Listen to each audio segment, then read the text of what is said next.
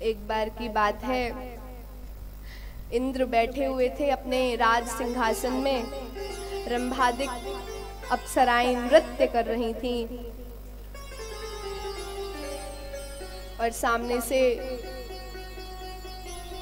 बृहस्पति जी आए, परंतु इंद्र के गुरु हैं फिर भी वो देख नहीं पाया, नाराज हो गए और नाराज होकर चले गए।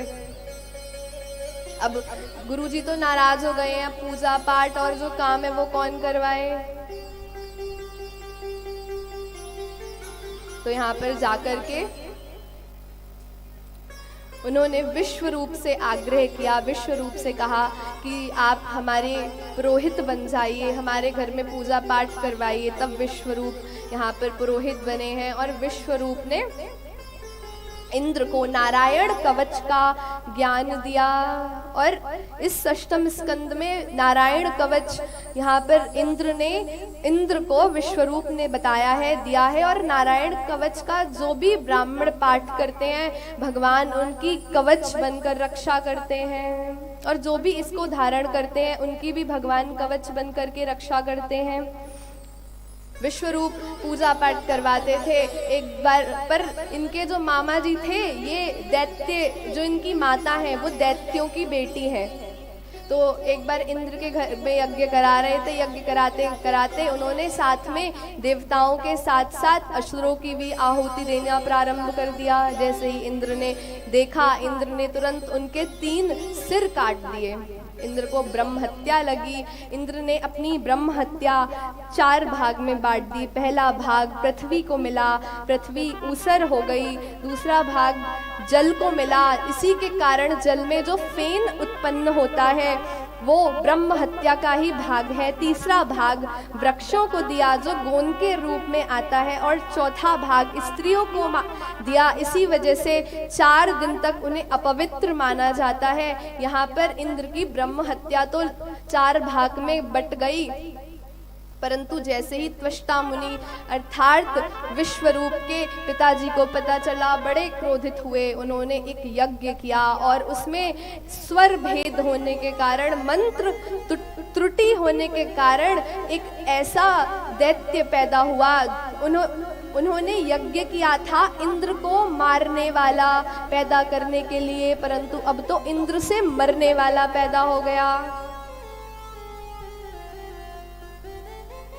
और वृत्तासुर बड़ा भयंकर राक्षस था, बड़ा आतताई था। सब जितने भी देवता हैं भगवान के पास पहुँचे, भगवान के पास जाकर के प्रार्थना की। उन्होंने बताया कि केवल और केवल दधीची बाबा की हड्डियों से ही ये नष्ट हो सकता है।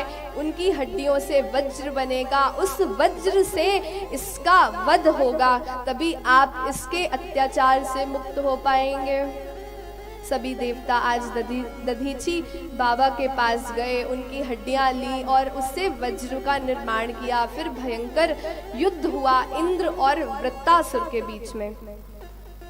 अच्छा, जो ये वृत्तासुर है ये भगवान का ही भक्त था, परंतु माता भगवती के श्राप के कारण इसे राक्षस बनना पड़ा। पर भक्ति का कुछ प्रभाव जीवन में था, जो अगले जन्म में भी इसे स्मृति रही, याद रहा कि ये भगवान का भक्त है, इसलिए इसे भगवान के प्रति भाव जागृत था। जब युद्ध प्रारंभ हुआ, सामने इंद्र था और इंद्र के वज्र में आज वृत्तासुर ने भगवान का दर्शन किया। भगवान का दर्शन करता है और भावपूर्ण स्तुति गाई, कहता है, अहम हरे तव पादैक मूल दासानुदासो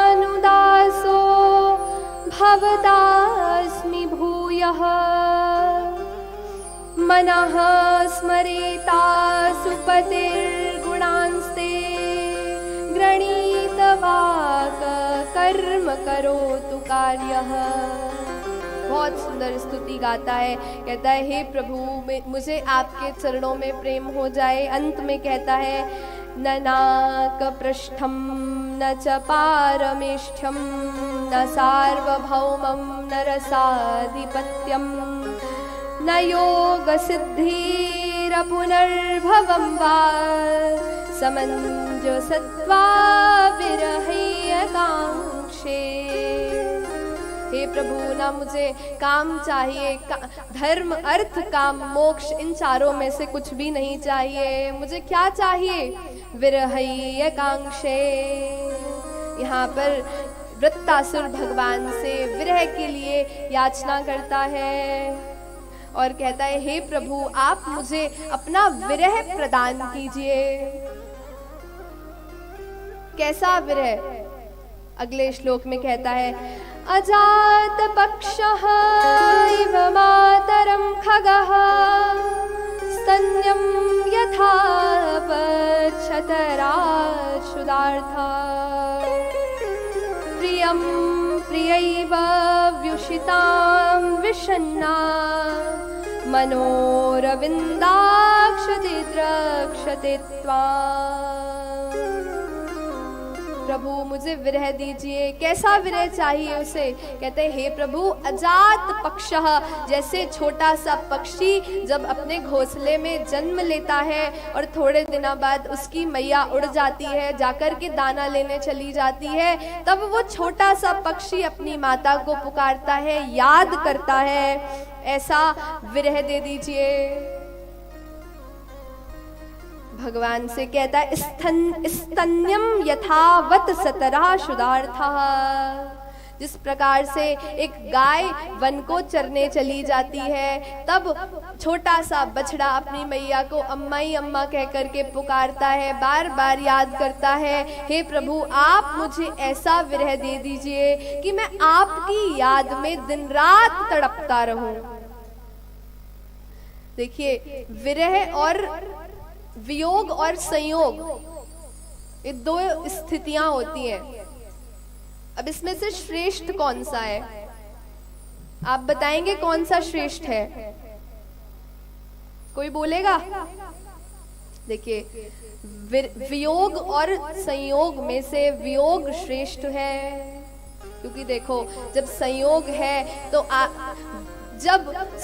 है तो हम जिसे याद कर रहे हैं वो हमारे सामने बैठा है, परंतु जैसे ही हम बिहारी जी के दर्शन करने गए और दर्शन करके हमने उन्हें जैसे ही देखा तो वो तो संयोग हो गया, वो हमारे नेत्रों के समक्ष विराजमान है, ये है संयोग। और दर्शन करके जैसे ही बाहर निकले वियोग हो गया।